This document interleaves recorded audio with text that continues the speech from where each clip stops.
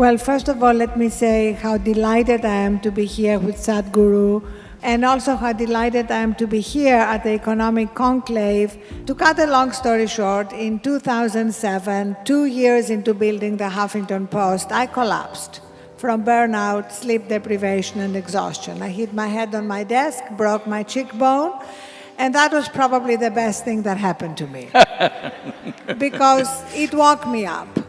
I can show you 1 million people who just with a simple investment of 15–20 minutes in a day towards their meditative processes, suddenly their sleep quota has dropped anywhere between 1 to 4 hours, depending on how much they were sleeping earlier.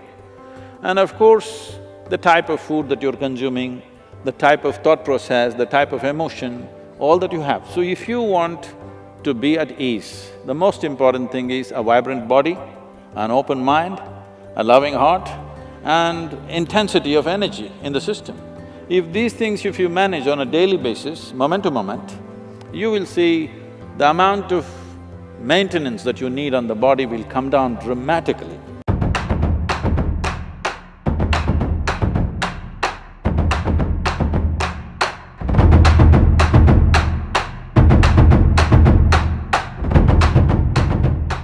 Why couldn't the whole thing be done in a few more extra online classes?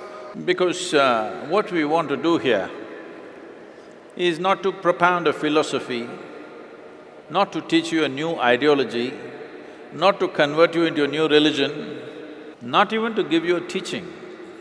This is a transmission. If whatever we wish to do could be done by talking to you, we would have continued talking to you online.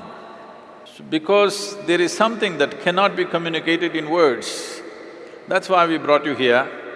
Because this is live, you're supposed to be alive to it. When you sit here, you sit here as a piece of life. Because we can only work with life. Are you ready?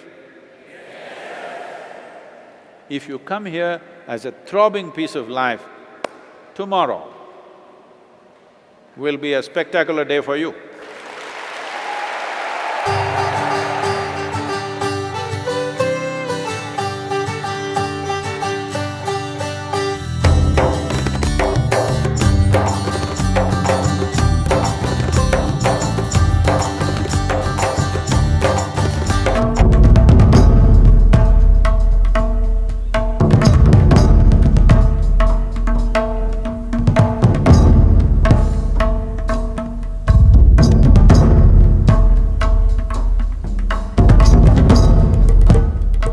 If one has a certain amount of mastery over one's physical body, 15 to 20% of one's life and destiny will be in your hands. If you have a certain mastery over your mind, 50 to 60% of your life and destiny will be in your hands.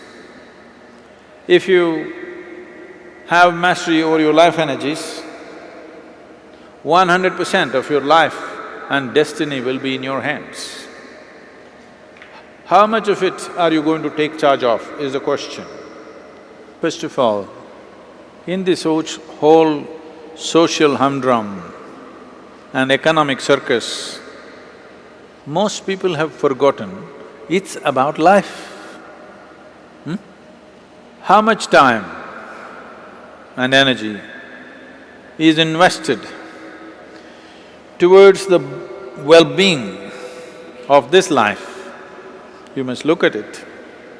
The litmus test is just this. From yesterday to today, are you a little more joyful or a little more pleasant within you? There are many things you can do. Either you want to work upon yourself, we can help you with that, or you want to work to create something in the world, we can help you with that. Whatever you prefer, can be done, but the most important thing is that you as a life should be enhanced. So what's ticking away is not the clock, what is ticking away is life, isn't it?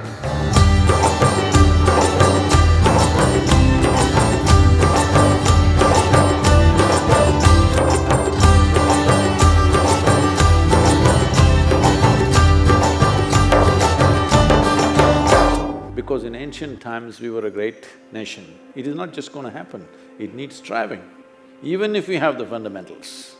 Now, coming to soft power or, reaching out to the world through culture, spirituality, music, dance and various other things, I think the most important thing in my opinion is that we should remove the tag Indian from it. They are seeking for pleasantness and profoundness of life.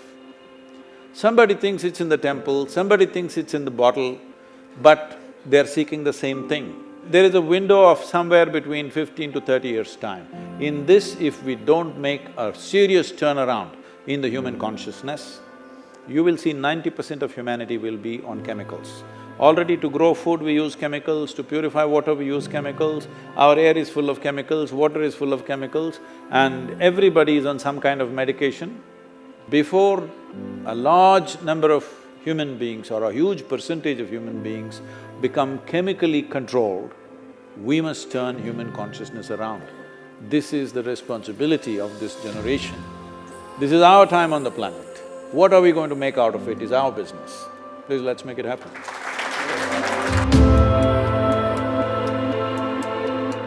Nationalism as an idea is a very Western idea. For us, our sense of nationalism, as David rightly put it, it's a culture.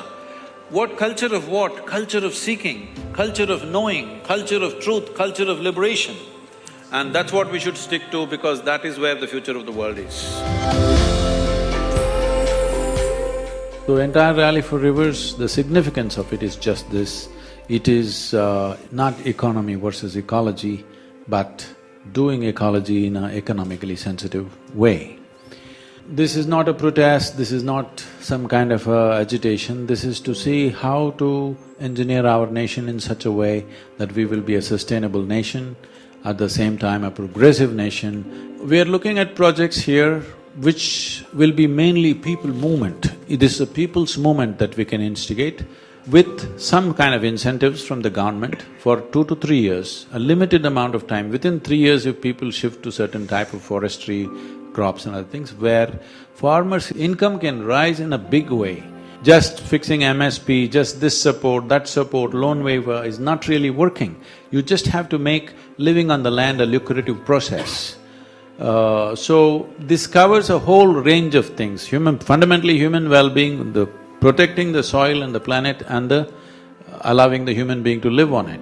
These strange ideas that we got, somehow we can destroy the planet and live well, has to go, especially in a country like this where the population pressure on the land is so heavy, so immensely heavy.